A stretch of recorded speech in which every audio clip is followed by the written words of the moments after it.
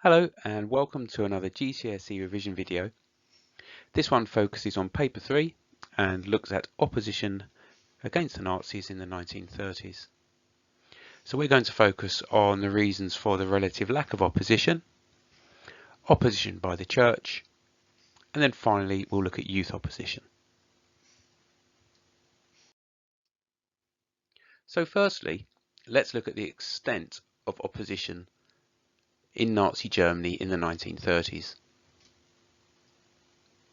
Our big point here is that most people conformed with the Nazi state. Opposition was really quite limited, and we're going to identify 3 reasons for this.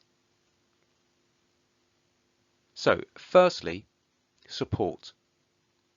Many Germans supported the Nazi government. Hitler and the Nazis remained popular throughout the 1930s with most Germans. There are several reasons for this. Firstly, their economic policies meant that more people were employed. Unemployment fell. And in the context of the Great Depression that was sweeping across Europe, this was very welcome. Remember, in the years immediately before the Nazis came to power, there had been economic chaos and unemployment had spiralled. Secondly, nationalism. Many Germans approved of Hitler's nationalistic policies. And thirdly, indoctrination. The Nazis were masters of propaganda, and their messages were well placed to impact on people's views. Secondly, compliance. Many Germans who weren't active supporters of the Nazis were largely unaffected by Nazi policies of persecution and racial policies for most of the 1930s. If any were unhappy, they kept their grumbling private because of the police state that we'll come to in a moment. And many Germans were unaware of the more extreme policies that the Nazis put in place across the decade. Thirdly, fear. The Nazis had set up an effective police state from the earliest months of their regime in 1933. Led by Heinrich Himmler, the SS ensured that any opposition that there was quickly stamped out and limited. The Gestapo and the SD, who were in charge of internal policing and security, were feared and ensured that if anybody did consider opposing the Nazi state or started to be involved in activities, that they were clamped down on. Opponents of the state were driven underground and persecuted mercilessly. So we have 3 key reasons why opposition was quite limited. So let's look at the forms that opposition took. Remember, our big point here is that opposition was limited. So firstly, the workers. Any workers that did want to oppose the state could work slowly, they could work badly, they could take time off work, but they couldn't involve in organised opposition. They couldn't involve in strikes. Now this is because trade unions had been banned by the Nazis in their first year of power, so organised opposition was impossible. Secondly, opposition from some political parties. Well, this did continue, but only on an underground basis. The Nazis' political opponents could print their own propaganda and continue their meetings and activities in secret. So, for example, the Social Democrats printed their newspaper Shock Troop. But again, this opposition was limited. The Nazis had made other political parties illegal in their first year in power. Many of their political opponents had fled abroad or had been imprisoned. And the Gestapo, the secret police, infiltrated any political opponents. So So this made political opposition dangerous and limited.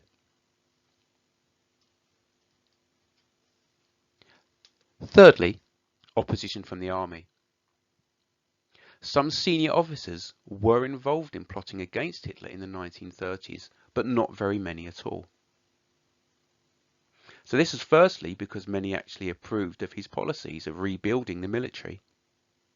And secondly, they had sworn an oath of loyalty to him, which they took very seriously, and they saw as a point of honour to fulfil. Fourthly, opposition from the church. Some priests did preach against Hitler. They did speak out against Nazi policies. But again, this opposition was quite limited. The Nazis sought to control religion by setting up the Reich Church and by coming to an agreement with the Catholic Church. We will have a look at that in more detail. And lastly, youth opposition. Some young people in Nazi Germany did reject Nazi values and set up their own groups. But this was only a minority. Partly because many young people were indoctrinated and improved of the Nazi policies. And secondly, the Nazis set up youth groups, which were really quite popular for young people throughout the 1930s. So overall, our big point is really clear here. Our 5 potential sources of opposition are only really quite limited in practice. So let's look in more detail firstly at church opposition. Let's look at the context of church opposition. Our big point is that over the 1930s, toleration and cooperation with the churches developed into persecution by the end of the decade.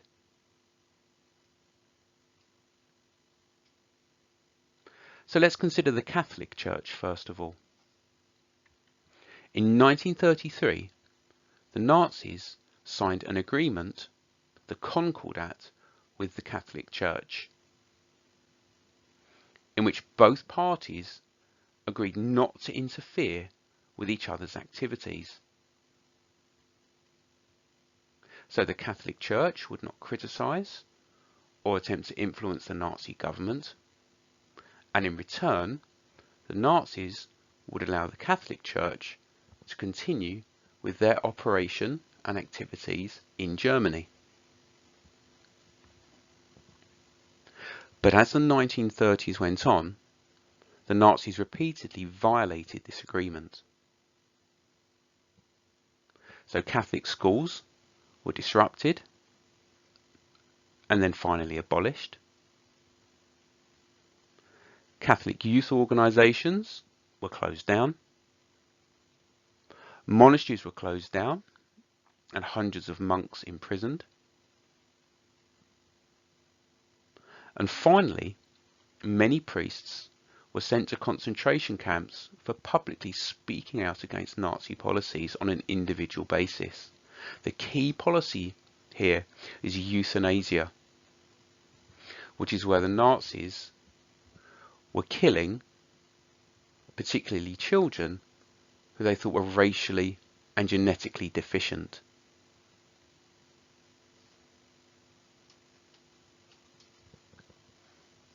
And secondly, the Protestant Church, and here the treatment is different.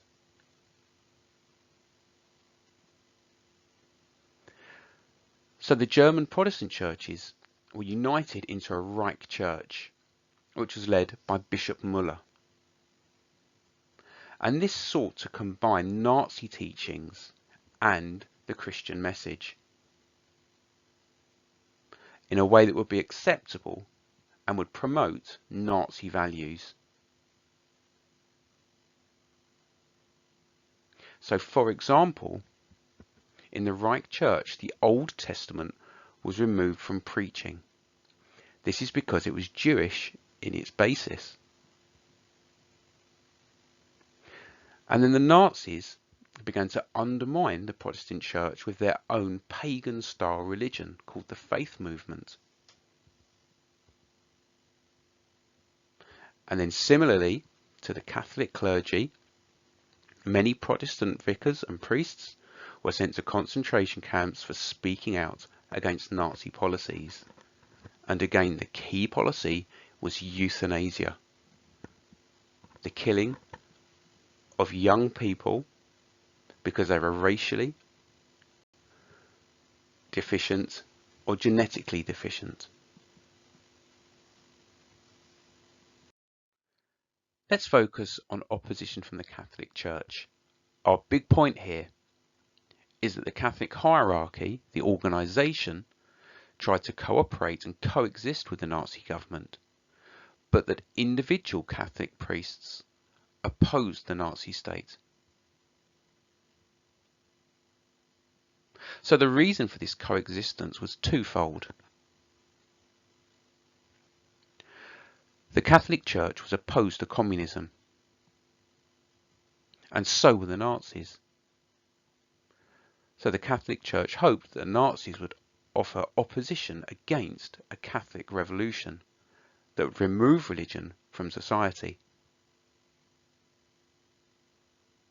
And secondly, pragmatism. The Catholic Church was aware that if they attempted to oppose the German government, that they would be damaged. So it was in their own interests to try to come to an accommodation.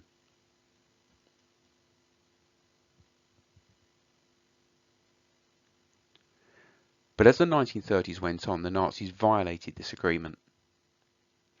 Here are 3 clear examples that you might want to list. The Nazis closed Catholic schools and banned the Catholic youth movement. High-profile bishops who criticised or spoke out against the Nazi state were targeted and imprisoned in concentration camps. And the Catholic press was censored and then finally closed, which made it impossible for the Catholics to print anti-Nazi material. So by 1937, the Concordat had broken down, and the Pope wrote an open letter, Mit brennender Sorge, with burning concern, in which he criticised the Nazi government.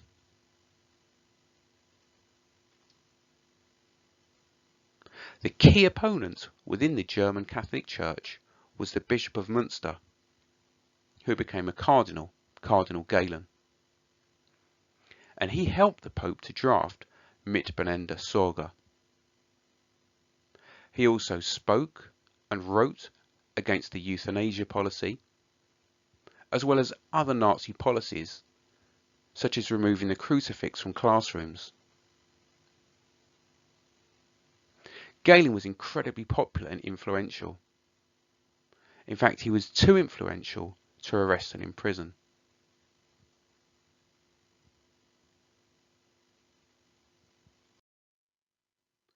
Let's turn to opposition from the Protestant Church.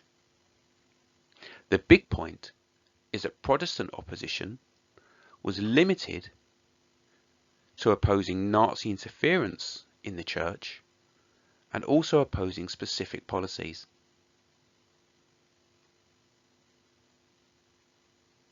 Protestant clergy set up the Pastors' Emergency League.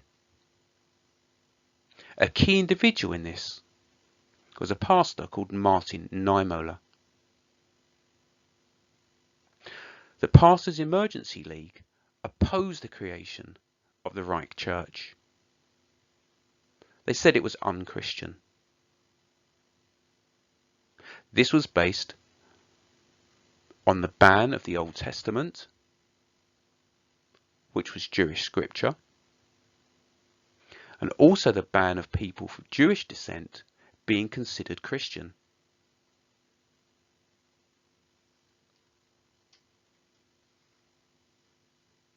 So the Pastors' Emergency League led to the setting up of an independent confessing church which campaigned against Nazi church policy, as well as Niemöller. An important individual in this is Dietrich Bonhoeffer.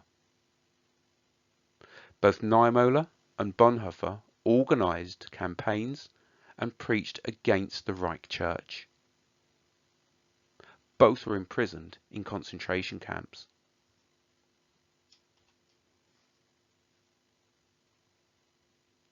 But there's a limit to Protestant opposition.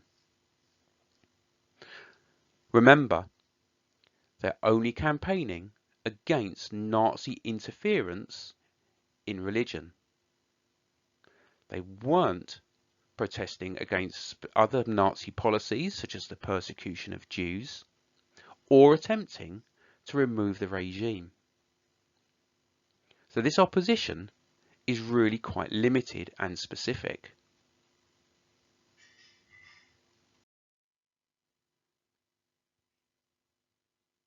Okay, so let's turn to youth opposition. Here's the context. Our big point is that Nazism was popular with many young Germans. Now this was because the youth had been prioritised as a key group by the Nazis, because they prized conformity and uniformity and saw that the youth had a key role to play in the German society, in the Volk. So the Nazis placed importance and resources in indoctrinating the young, and they empowered the young and gave them influence, both within their families and within youth movements. And of course the young people like this.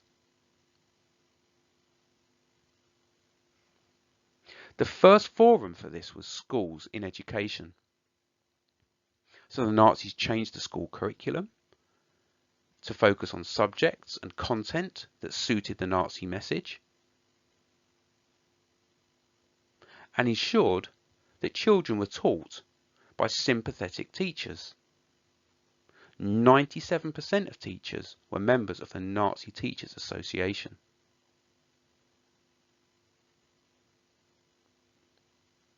The other key forum was youth movements, the Hitler Youth for boys and the League of German Maidens for girls, which ensured that when children weren't at school,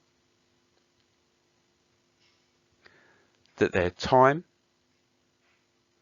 their pastimes and their hobbies were spent doing things and activities that promoted Nazism.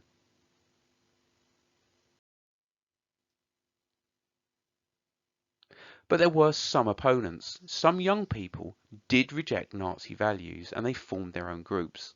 There are two for us to consider. Firstly, the swing youth. So these were groups of usually wealthy, middle-class young people, and they refused to conform with Nazi values. So they tended to wear American clothes and speaking in English. They listened to jazz music and organised dances, and would also indulge in drinking and partying. Now, of course, none of those things fit with compliance and uniformity in the German Volk. But this is cultural opposition. This is just simply not engaging with the Nazi message. It's not attempting to remove the Nazis. The second key group were the Edelweiss pirates. So these were mainly working class young people. And again, they also adopted American clothing and grew their hair longer, particularly the boys, than the Nazis would have wanted them to. They tended to hang around. If they could, they would attack members of the Hitler Youth, and they would simply take themselves away, going for walks into the countryside, where they would engage in camping and singing anti-Nazi songs. But again, there's a limit here too. Their numbers were quite small. Even by the end of the 1930s, there were thousands of Edelweiss pirates, but there were millions of members of the Hitler Youth. And you can see the similarity, right? This is cultural opposition. Now, after our period, during the Second World War, some Edelweiss pirates did get involved in quite serious opposition to the state, but not in the 1930s. So again, there's a limit to the ambition of their opposition.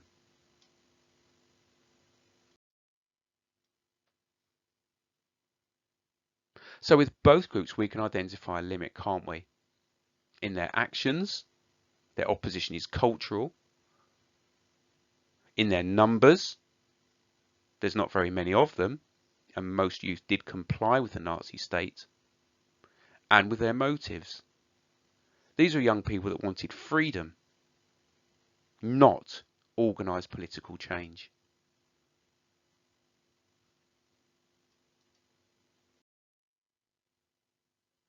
If you want to go further and apply this knowledge, you can have a go at this interpretation question.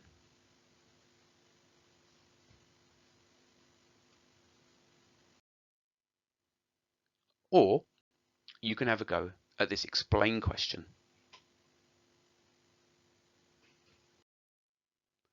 Okay, thank you for watching. I hope that was useful.